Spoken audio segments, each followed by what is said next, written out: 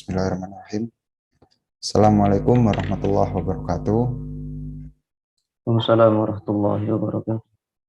Alhamdulillah rabbil alamin wa bihi nasta'in wa ala umuriddin wa yatin wa salatu wassalamu ala asrafil anbiya'i wal mursalin wa ala alihi wa sahbihi ajma'in amma ba'du. Baik, para pemirsa Hidup Berkah dan Suara Sakinah yang dirahmati oleh Allah Subhanahu wa taala, dimanapun Anda berada, berjumpa lagi dengan saya Firman Alamsyah sebagai host dalam bedah Buletin Kafah kali ini. Baik pemirsa sekalian, baik yang mengikuti forum melalui ruang Zoom ini, maupun melalui Instagram TV atau melalui siaran ulang di Hidup Berkah Channel, topik bedah Buletin Kafah kali ini adalah BBM milik rakyat, bukan milik pemerintah. Nah, BBM ini lagi rame-ramenya ya, apalagi habis naik beberapa hari yang lalu, tiba-tiba pemerintah memberikan kebijakan untuk kenaikan BBM. Sebenarnya berdasarkan ketentuan syariah Islam, BBM, energi dan sumber daya alam lainnya yang menguasai hajat hidup orang banyak hakikatnya adalah milik rakyat. Hal ini didasarkan pada sejumlah hadis, diantaranya riwayat Ibnu Abbas radhiyallahu anhu yang menuturkan bahwa Rasulullah Shallallahu alaihi wasallam pernah bersabda, kaum muslim berserikat atau memiliki hak yang sama dalam 3 perkara: air, padang rumput, dan api. Harganya adalah haram. Berdasarkan hadis ini, ketiga jenis sumber daya alam tadi itu adalah milik umum. Hanya saja statusnya sebagai milik umum adalah berdasarkan sifatnya, yakni sebagai barang-barang yang dibutuhkan masyarakat secara umum. Nah ini karena BBM dan BBM termasuk dari salah satu yang tadi dihadiskan oleh Rasulullah, diriwayatkan oleh Rasulullah, maka kenapa kok BBM yang harusnya milik rakyat malah dibanderol dengan harga yang bukannya semakin murah tapi semakin mahal? Ini kenapa alasan, apakah alasan pemerintah dengan memberatkan APBN merupakan alasan yang bisa dibenarkan? Nah, ini perlu kita diskusikan bersama-sama ya. Nah, untuk mengulas hal ini telah hadir di sini Ustadz Muhammad yang insya Allah akan bersama kita lebih kurang selama 1 jam ke depan untuk mengulas tentang topik ini. Baik, kita sapa dulu ya Ustadz Muhammad. Assalamualaikum Ustadz. Assalamualaikum warahmatullahi wabarakatuh. Assalam. Ya, alhamdulillah. Halo, assalamualaikum. Waalaikumsalam Ustadz. Nah, gimana Ustadz kabarnya? Sehat-sehat? Alhamdulillah saya, Ustaz. Antum Alhamdulillah. bagaimana? Alhamdulillah. Baik, Ustadz. Alhamdulillah. Nah, insya Allah beliau ini sudah siap untuk mengisi tentang topik ini dalam rangka memberikan kelapangan dan keluangan bagi beliau untuk memaparkan materi ini. Kita langsung saja persilahkan kepada Ustadz Muhammad untuk memaparkan materinya. Tafadhol Ustadz. Bismillahirrahmanirrahim. Assalamualaikum warahmatullahi wabarakatuh. Waalaikumsalam warahmatullahi wabarakatuh. Bismillah walhamdulillah. Wassalatu wassalamu ala nabiyyina Muhammadin li abdillah wa ala alihi wa sahbihi wa man tabi'ahum bi ihsan ila yaumil qiyamah. Amma ba'du. Qala Allah Ta'ala fi kitabihil karim, a'udzu billahi minasyaitonir rahim. A'udzu billahi minasyaitonir rajim. Bismillahirrahmanirrahim. Ya ayyuhalladzina amanu udkhulu fis silmi kaffah wa la tattabi'u khutuwatis syaitan innahu lakum aduwwun mubin. Wa qala Nabi sallallahu alaihi wasallam al-islamu ya'lu wa la yu'la alai. Rawahu al-Baihaqi. Shadaqallahul azim wa shadaqal rasulul karim, amma ba'd. Para pemirsa Suara Sakinah yang dirahmati Allah Subhanahu wa taala, sebagaimana tadi yang sudah disampaikan bahwa pada hari ini, sore hari ini kita akan mengulas terkait tentang Buletin Kafah edisi 259 yang mana judulnya adalah BBM adalah milik rakyat. Nah, kita tahu tentu bahwa hal ini lagi panas-panasnya. Sebagaimana tadi disampaikan oleh host, lagi panas-panasnya dibahas. Termasuk juga lagi panas-panasnya karena banyak yang demo. Termasuk lagi panas-panasnya karena banyak yang antri BBM sekarang. Antri dalam artian karena kenaikan itu begitu terdampak pada dasarnya. Nah, pembahasan awal kita akan mulai dari pertanyaan sedikit. Beberapa orang saya dengar bahwa kenapa sih ketika BBM ini naik, kemudian kita selaku rakyat itu kok harus bingung? Ya sudah, tinggal beli saja, sudah selesai. Nah, beberapa orang kemudian saya dengar berargumen seperti itu. Pada dasarnya banyak orang yang tidak tahu bahwa BBM ini itu adalah kepemilikan atas nama rakyat. Mereka tahu BBM ini adalah milik negara yang diperjualbelikan sebagai produk. Padahal kalau saja mereka tahu bahwasanya ini adalah kepemilikan atas nama mereka secara umum, tentu wajar ketika kemudian orang-orang itu membahas ini. Bukan karena masalah naik dan tidak naiknya, terlebih lagi naik sekarang. Tapi karena memang ini adalah hak mereka. Nah, lumrah ketika hak mereka itu tidak diberikan dengan baik, maka kemudian lumrah untuk membahas hal itu. Apalagi kemudian kebijakan atas hak mereka itu adalah kezaliman. Nah, ini yang perlu kemudian dipahami. Sehingga ketika ada orang bertanya, kenapa harus dibahas? Ini adalah hak kami. Tentu lumrah untuk kami bahas, apalagi kebijakan itu adalah sebuah bentuk kezaliman. Lantas apa yang menjadi kezaliman itu? Atas kebijakan naiknya harga BBM ini setidaknya ada 7 di dalam kafah dijelaskan, dan saya rasa itu tidak perlu ditambah, sudah lebih daripada cukup.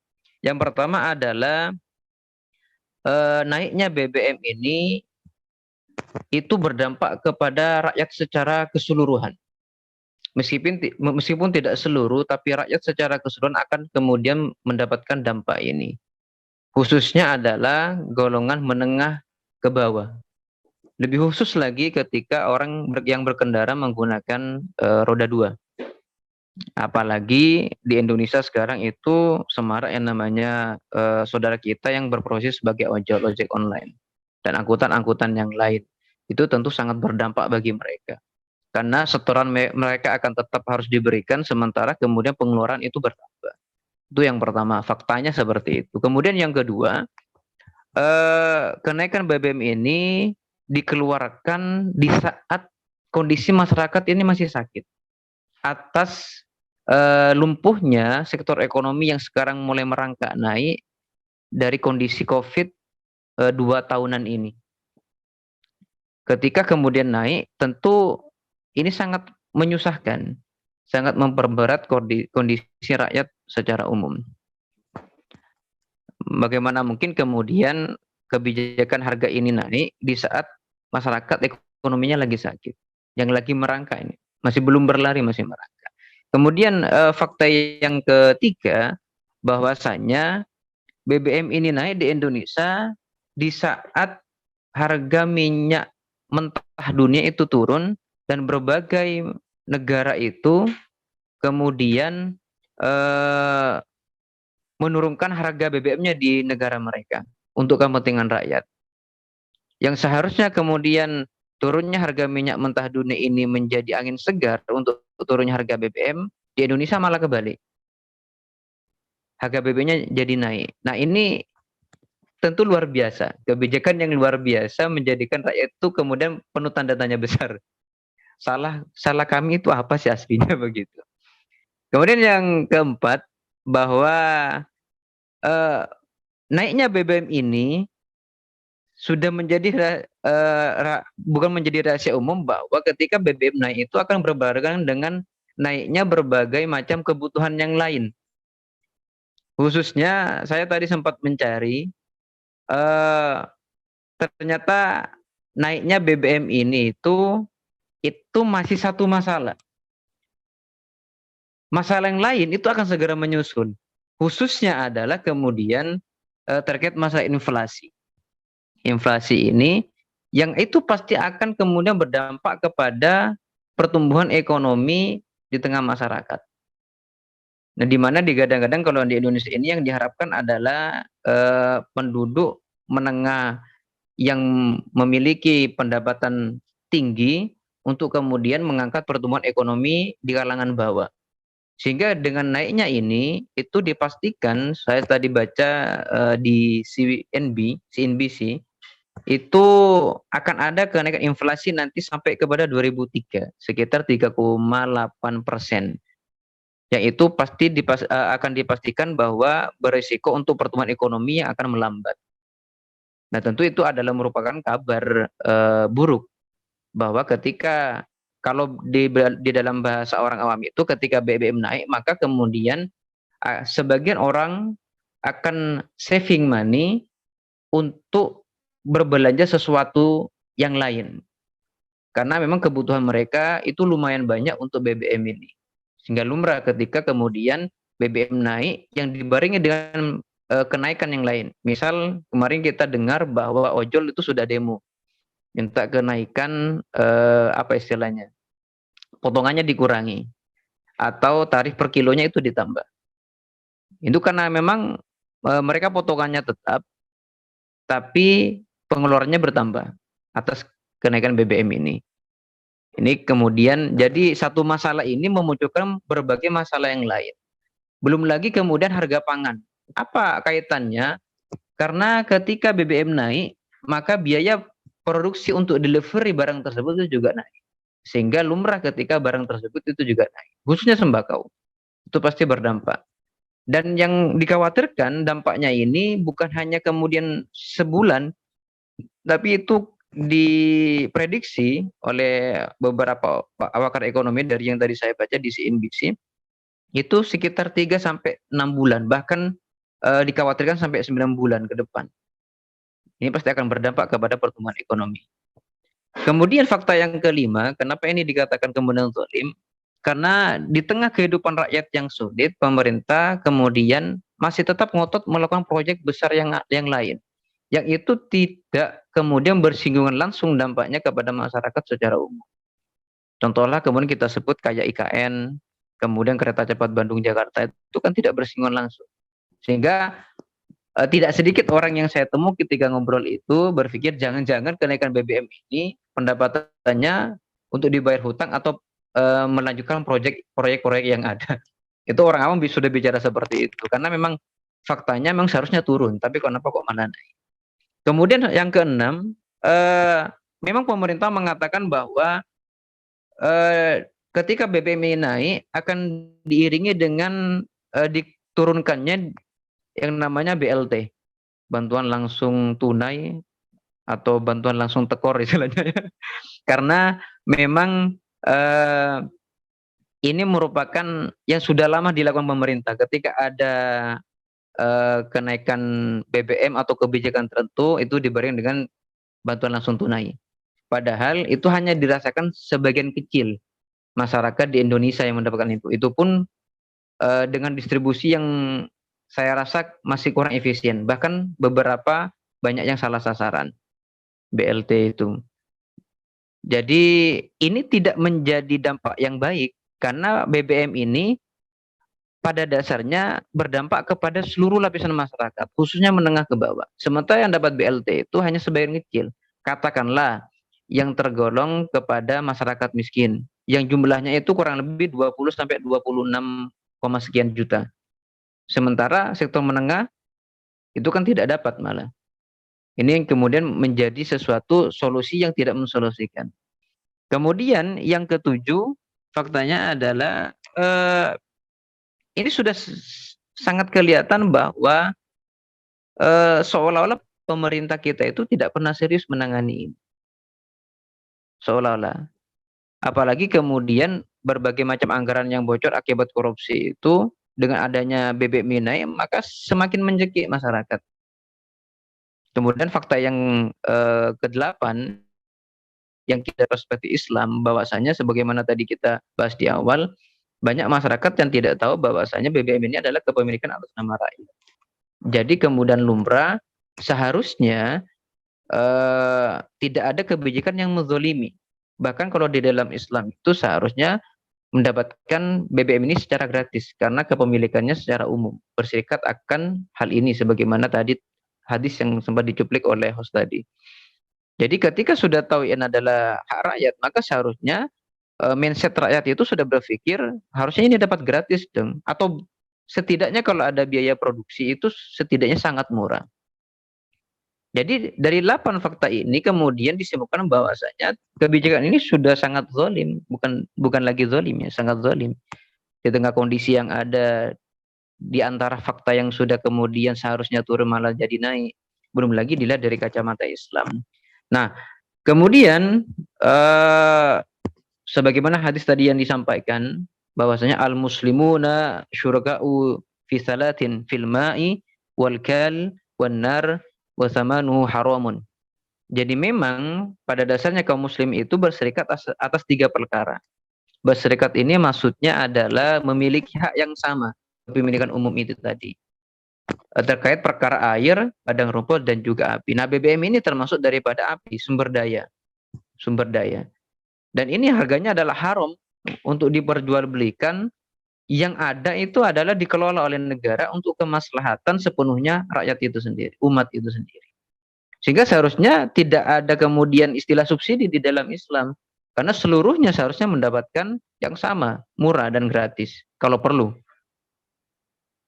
Jadi berdasarkan hadis ini dari 3 sumber daya tadi itu, yang statusnya adalah umum, meskipun berdasarkan sifatnya, yakni sebagai barang yang dibutuhkan masyarakat, maka kemudian seharusnya ini menjadi hak rakyat untuk memilikinya yang tidak menyulitkan. Seperti tadi saya sampaikan, gratis seharusnya. Setidaknya kalau ada biaya produksi, itu sangat murah. Begitu. Nah, dari hadis ini ada kaidah hukum yang kemudian perlu kita pahami. Itu dijelaskan oleh Syekh Taqiyuddin Al-Ani di dalam kitab Asy-Syiah Al-Islamiyah, bahwa kullu ma kana min marafiqil jama'ati kana mil milkiyatan amatan. Jadi setiap benda atau barang yang kita sebut sumber daya alam tadi itu yang menjadi bagian daripada kebutuhan masyarakat secara luas, secara umum, maka itu adalah kepemilikan umum. Artinya apa? Setiap orang di dalam negara itu kemudian memiliki hak yang sama atas hal itu. Sehingga dengan demikian air, kemudian api, dan juga badan rumput itu menjadi kebutuhan masyarakat secara luas. Istilahnya adalah marafiq al-jamaah, milik umum. Pernah suatu ketika ada seseorang itu dari suku Taif kalau tidak salah itu mendatangi Rasulullah bahwa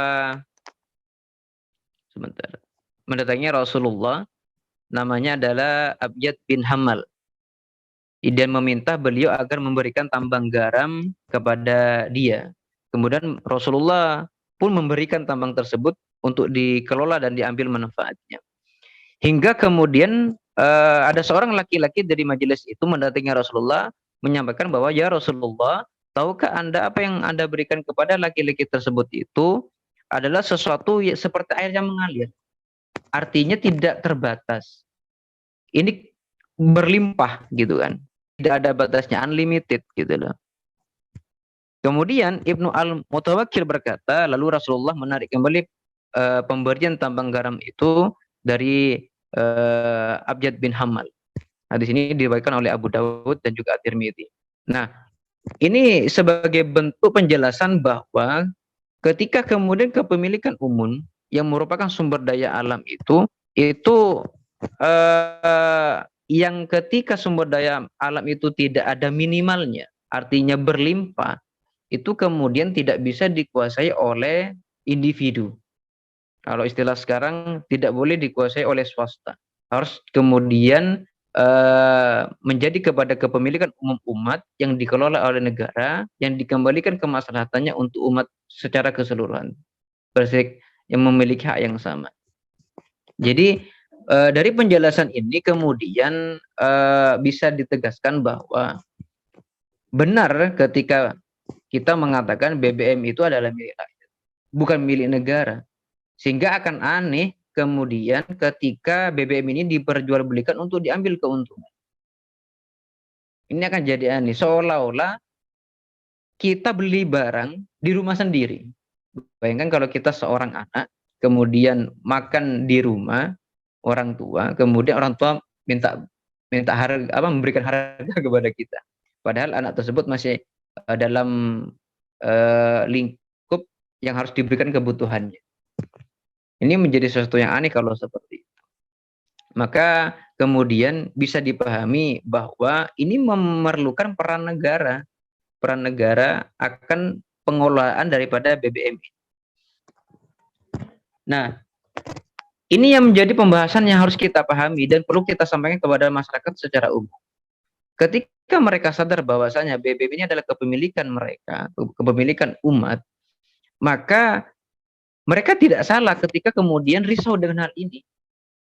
Jadi bukan sekedar sambat gitu ya, tapi lebih kepada ini harus disolusikan. Seharusnya negara mempunyai peran untuk kemudian mensolusikan bahwasanya ini adalah kepemilikan rakyat yang harus diberikan kemaslahatannya kepada rakyat yang tidak malah menyulitkan, apalagi di tengah kondisi yang seperti sekarang.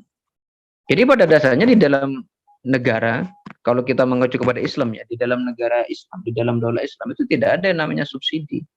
Karena memang yang namanya hak masyarakat itu harus diberikan sepenuhnya.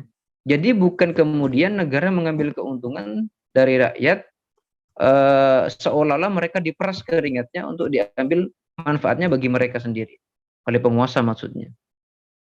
Jadi kalau kita mengacu kepada daulah Islam bahwa imam atau khalifah itu harusnya memberikan akses atas milik-milik kepemilikan umum ini kepada seluruh rakyatnya, baik itu kemudian miskin ataupun kaya. Jadi tidak ada pembeda di situ. Nah, sementara peran negara adalah mengelola hal itu. Mengelola hal itu. Oke lah kita sebut subsidi istilahnya ya. Sebut subsidi istilahnya. Meskipun kemudian seharusnya tidak ada subsidi karena harus diberikan gitu loh. Untuk keseluruhan. Baik itu kemudian sumber daya apalagi, baik itu kemudian kesehatan, baik itu kemudian hak yang harus kemudian didapatkan oleh umat secara umum. Maka kemudian seharusnya negara mengelola hal itu untuk dikembalikan kepada rakyat secara utuh, secara umum kepada seluruh rakyat yang ada. Nah, ini kemudian menjadi pemahaman bagi kita bahwa ya ini harus ditolak. Jadi bukan hanya kemudian ngerundel, sambat, tapi harus dipahami dulu bahwa ini adalah milik umat. Yang seharusnya umat mendapatkan kemudahan akan hal itu. Kalau di Indonesia bahkan kemudian menyalahi konsep istilah dari rakyat, oleh rakyat untuk rakyat. Kalau seperti ini akhirnya apa? Dari rakyat, oleh rakyat, untuk aparatur negara kan begitu kan. Jadi di sini menjadi sesuatu yang janggal ya. Maka kemudian rakyat secara umum harusnya menolak terkait kenaikan BBM ini. Karena seharusnya tidak seperti itu kebijakannya. Karena ini sudah sangat zalim. Oke, kita yang kemudian berbicara di sini, saya dan antum semua itu mungkin mampu membeli BBM itu. Oke lah terdampak, tapi kan tidak terlalu signifikan. Bagaimana kemudian saudara-saudara kita yang lain yang kemudian sangat berdampak sekali. Yang sudah dengan tidak naik itu harus berhemat dengan BBM, apalagi dengan naik seperti ini. Sementara mohon maaf, UMR, UMK, upah minimum kerja, dan kemudian perkembangan ekonomi itu masih belum naik, gitu. Masih belum baik di tengah kondisi setelah pandemi ini. Jadi seharusnya kemudian ini wajib kita tolak. Lantas apa solusinya? Tentu kembali kepada Islam, kita sebagai umat Islam. Bahwasanya BBM ini harus kemudian dipahami adalah kepemilikan atas umum. Dan dikelola kemudian oleh negara untuk dikembalikan kepada umum. Kalau bisa gratis, setidaknya itu sangat murah.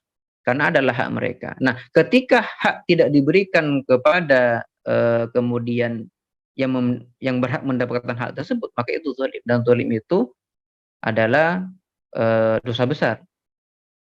Apalagi kemudian aparatur negara ya, khususnya pemimpin bangsa ini. itu akan dosa besar. Dan setiap kemudian hak yang tidak diberikan akan diminta pertanggungjawaban di hadapan Allah Subhanahu wa taala. Karena setiap amanah itu akan diminta pertanggungjawaban. Kepala keluarga atas keluarganya, ibu terhadap kepala keluarga terhadap istri dan anak-anaknya, kemudian ibu terhadap keluarganya, rumah tangganya, termasuk diri sendiri, itu akan diminta pertanggungjawaban atas hak yang seharusnya diberikan. Jadi oleh karena itu kita harus sepakat bahwa ini harus kita tolak terhadap kebijakan ini dan harus kembali kepada syariat bahwasanya ini adalah kepemilikan umum yang harus diberikan manfaatnya secara keseluruhan kepada umum itu sendiri. Karena tidak ada solusi yang paling kemudian memberikan kebaikan kecuali adalah solusi daripada agama yang kita yakini yaitu Islam. Mungkin itu sementara, mungkin sekiranya ada yang bisa kita diskusikan, saya kembalikan kepada host. Jazakallah khairan Ustaz atas materi barusan yang sudah disampaikan. Nah, untuk kepada pemirsa Hidup Berkah dan Suara Sakinah, jika ada pertanyaan seputar materi yang telah disampaikan tadi, silakan bisa melalui kolom chat atau langsung open mic juga bisa. Silakan. Berarti ini solusinya emang harus kembali ke Islam ya, Ustaz?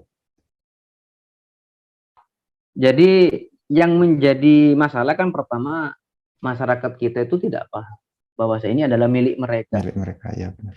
Nah, bagaimana mungkin mereka menuntut? Menuntut kan tidak salah kalau itu adalah hak gitu. Yang nggak usahlah kemudian menuntut secara langsung. Setidaknya paham dulu, kemudian ini dibahas gitu, diopinikan. Nah, kalau ini saja belum bisa, belum paham, kan mereka ya seolah-olah itu menerima keadaan dengan pasrah. Wis naik wis tuku-tuku melarat kan begitu kalau istilah orang Jawa. Jadi seolah-olah pasrah.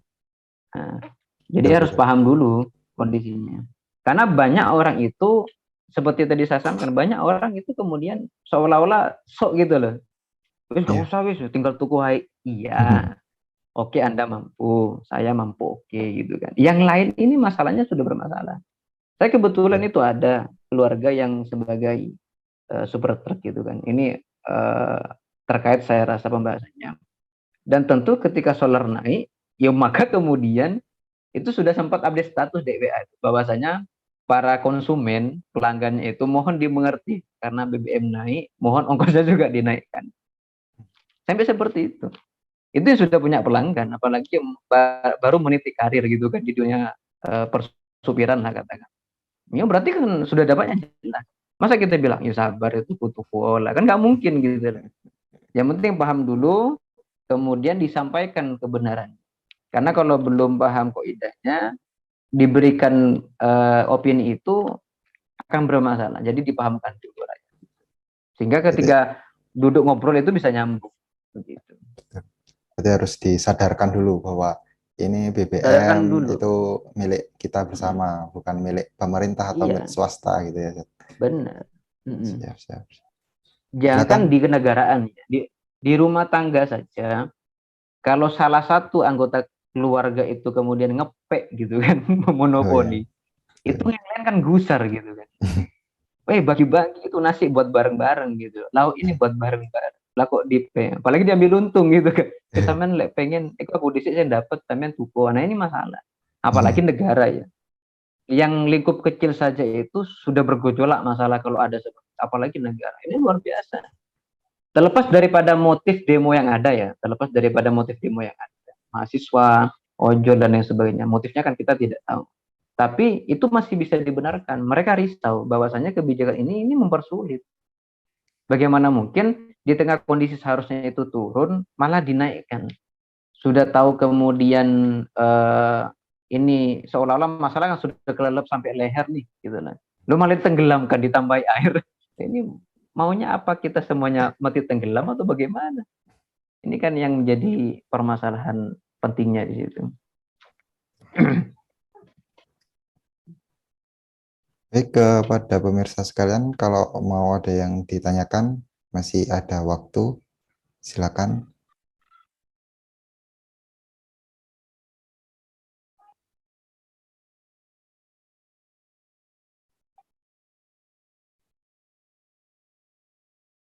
Sepertinya tidak ada ya. Oke, Tidak ada berarti. siap. Ini Baik. kalau tidak ada, antara pembahasannya jelas atau tidak bisa dipahami. Terlalu jelas ini, Ustaz. Ya, Insya Allah, kalau begitu, karena kita sudah sampai di penghujung acara kali ini, mungkin sebelum ditutup, Ustaz Muhammad mau menyampaikan closing statement dulu, Ustaz. Silakan, Ustaz. ya. Mungkin closing statement-nya itu mengacu kepada surat Az-Zumar ayat 18.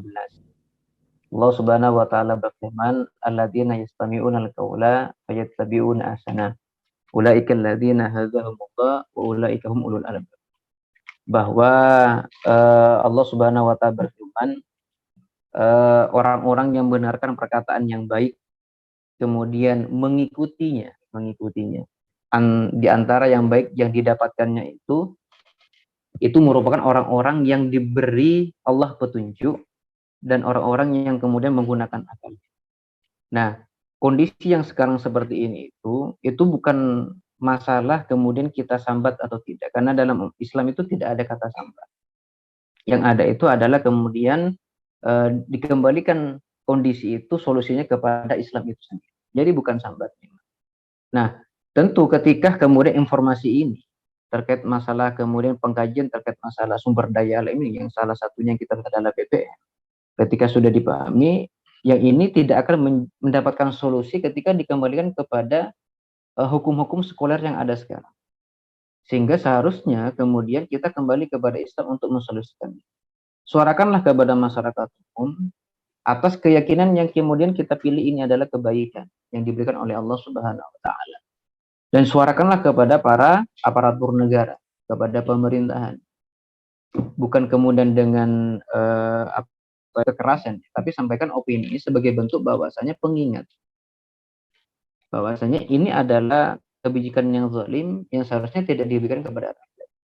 Karena bayangkan, kita tahu bahwa di dalam Islam doa orang yang dizalimi itu makbul, gitu kan. Bagaimana mungkin kemudian ketika mereka begitu sengsara atas kebijakan ini dan berdoa kemudian kepada Allah atas kezaliman ini, apa yang akan terjadi kepada negeri kita ini yang kita cintai? Gitu. Jadi kembalikanlah kemudian solusi itu kepada Islam. Diharapkan kita juga kembali kepada Islam atas segala solusi yang ada, sehingga kemudian kebaikan bagi kita dan juga masyarakat secara umum itu akan didapatkan. Karena kita yakin tidak ada solusi yang terbaik, tidak ada kemudian jalan keluar yang terbaik kecuali kepada Islam. Nah, ketika kita yakini itu, maka harus kita sampaikan kepada masyarakat secara umum. Saya rasa itu mungkin Mas Alam. Nah, Ustaz. Jazakallah khairan kepada Ustaz Muhammad atas kehadirannya Amin, dan amin, juga amin. atas waktu yang disempatkan oleh beliau, utamanya atas materi yang dipaparkan tadi. Semoga bermanfaat bagi kita semua dan juga bagi para pemirsa sekalian. Baik, para pemirsa sekalian, kita akhiri forum Bedah Kafah kali ini dengan bersyukur kepada Allah.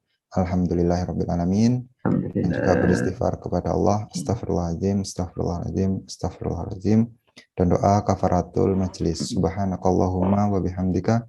Subhanakallahumma rabbi wa bihamdika. Asyhadu an la ilaha illa anta, astaghfiruka wa atubu ilaik. Saya Firman Alamsyah mewakili segenap kru Suara Sakinah yang bertugas. Kami pamit undur diri. Kami mohon maaf bila ada kekurangan. Insya Allah Bedah Kafah kita kali ini akan kita lakukan rutin ya, setiap hari Sabtu pukul 4 sore lebih 15. Terima kasih. Wal afwa minkum. Wassalamualaikum warahmatullahi wabarakatuh. يا رب قربنا وباركنا لنعمل صالحا في يدي رسالة التغيير.